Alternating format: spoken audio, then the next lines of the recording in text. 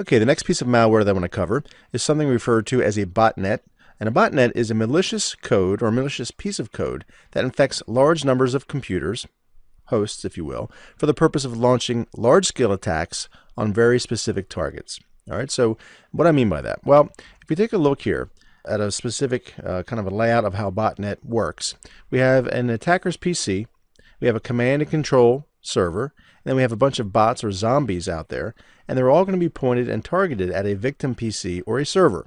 So with a botnet, an attacker can be located anywhere in the world, obviously, right? It's internet-based, so they can be located anywhere. And they may be in control of one or more command and control servers or CNC servers.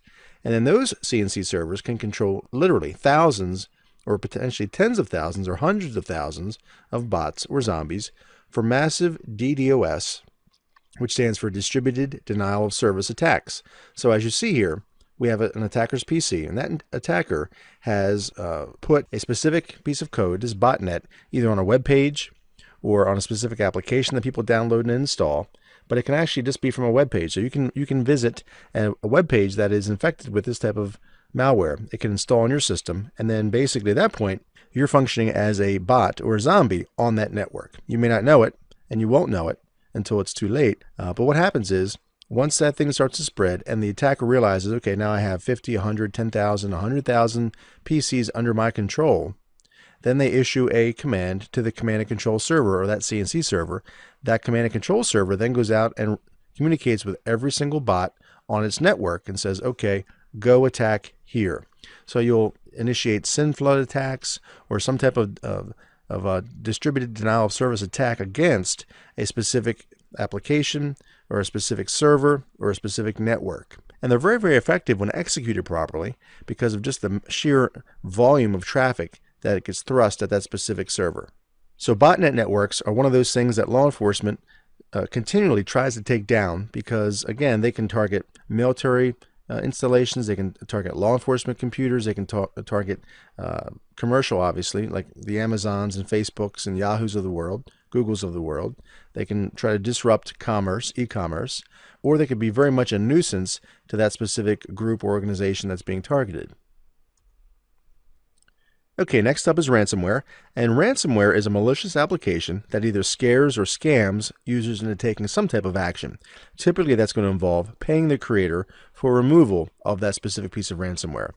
So it gets downloaded to someone's system, either as part of a legitimate application, it kind of gets tacked onto the back, or it could be actually hidden like a Trojan or a backdoor program. Once it's installed on your system, at some point in time, it'll trigger and it will pop up and say, hey, you're infected. Either it'll tell you that you're infected and you need to pay them to have those specific files removed, or it could actually literally lock and encrypt, deny access to the files on your PC and say, okay, if you want to get access to these things back, you're going to have to pay the creator of that application to get your application or your data and your files back. All right, so here's another example of one. Looks very official, right? An FBI agent has locked or blocked your computer for security reasons, and it will say, give you very specific reasons. It looks very official. Hey, you've been in violation of some specific article or code in the penal system. Here's the case number, and you have X number of days to pay us, or we're going to delete your files, or we're going to delete your data. And this one is off even nice enough to tell you how to go and get money from different specific locations, 7-Eleven, Rite Aid, and so forth. You can see here Walmart. Go get this money pack and send it to the creator, put in that voucher code down at the bottom, and then you're able to unlock that and get access to your data. And in fact, there was a local police department here in the US that had this very type of instance occur where the data on their machine was locked and denied access to, and they actually paid the creator of that ransomware to get their data back. All right, so it can happen to anybody, but it's very problematic if it starts to happen, especially if it spreads across a network. So again, as a security professional, very important that we take these things seriously. Malware is not just a nuisance, it can be very problematic, especially when it's these types of applications that can lock access to files and then demand that we pay some type of monetary stipend to get that information back.